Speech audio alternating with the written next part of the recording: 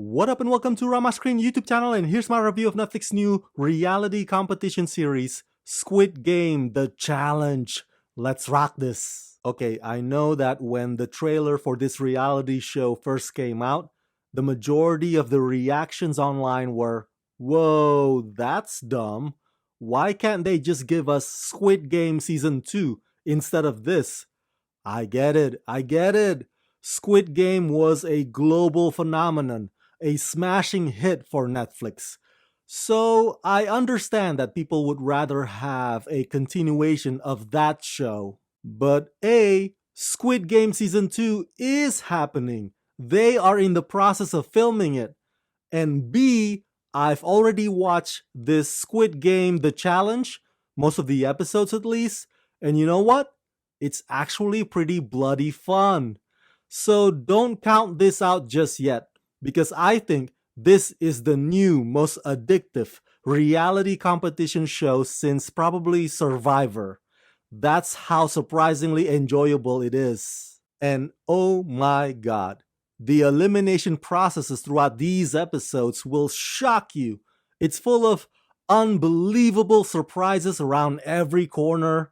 Just when you thought that maybe they'll ease up a bit, no, not at all. This is the kind of game that brings out the worst in people, and we get to sit back and watch it all play out.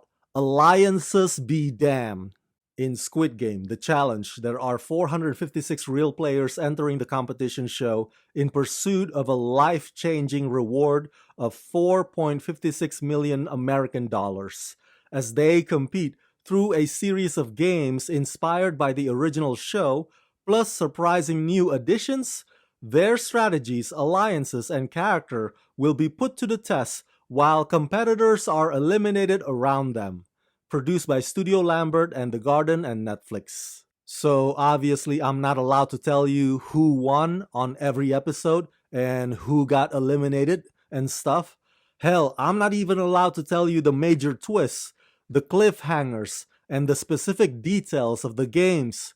All I can tell you is that they start out playing similar games that you saw on the original show, but then they also kind of deviate from that to give it its own flavor. And I think that's clever, which makes the show unpredictable and fresh and exciting. Of course, nobody actually gets killed on this one. Nobody actually dies. I mean, that would be controversial if they did. But no, I mean, the pink wearing Squid Game security team, though still intimidating, they're not walking around carrying AK-47s, and they don't start shooting those who've just lost the games.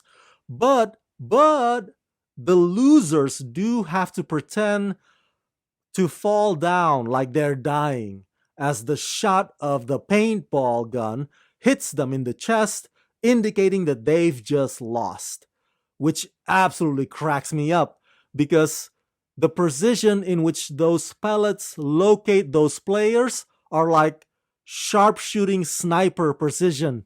Impressive and funny at the same time. The games are intense and pulse pounding. Some of the new games got me thinking, wow, that's unexpected and creative. And a lot of them are designed to evoke emotionally devastating response, especially when strong bonds have to be torn apart as the result of those games. I'm telling you, that's probably the highlight of this show in my opinion. Seeing even the biggest man in the room just breaks down and cries because his best friend just got eliminated. And the directors of every episode did a fairly good job of selecting which players to put a spotlight on so that we, the audiences, can invest ourselves in their journey. I mean, not everybody gets that privilege, but the ones that do, their stories are interesting and their personalities and their strategies are as cutthroat and as ambitious as they come. An argument could be made that the format of this show is generic. And sure, I suppose. I mean, aren't they all with these reality competitions?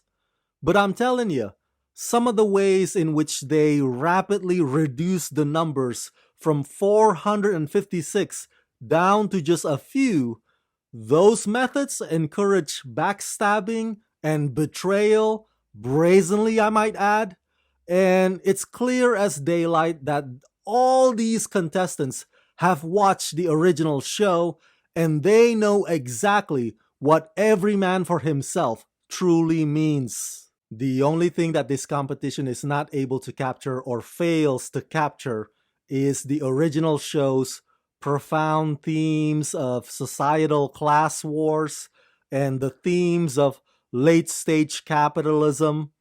And even though they try their best to round up contestants from around the world, that's not necessarily the case because it seems that English language speaking is part of the requirement. And for some reason, there's not enough focus on the Asian players, which, as an Asian myself, I kind of take offense to that. But other than that, this is one of those shows where you just can't stop watching it. And Netflix's decision to not release all the episodes all at once is wise, so as to hype up the anticipation, which is gonna do wonders for them as far as viewership goes. So yeah, overall I give Squid Game the challenge the rating of 4 out of 5. This show is insane. It's crazy, yo. So my advice to you is don't get too emotionally attached to any of the contestants because none of them are safe. None of them. And it stands to prove that I would be terrible playing games like this because I don't have the heart to throw anybody under the bus. Luckily, these guys do. And you can't look away even if you try. So that's it. That's my review of Squid Game, the challenge. Smash that like button. Turn on that notification bell. Share this video with everyone you know. Share your thoughts in the comment section below. And as always, subscribe. Let's rock this.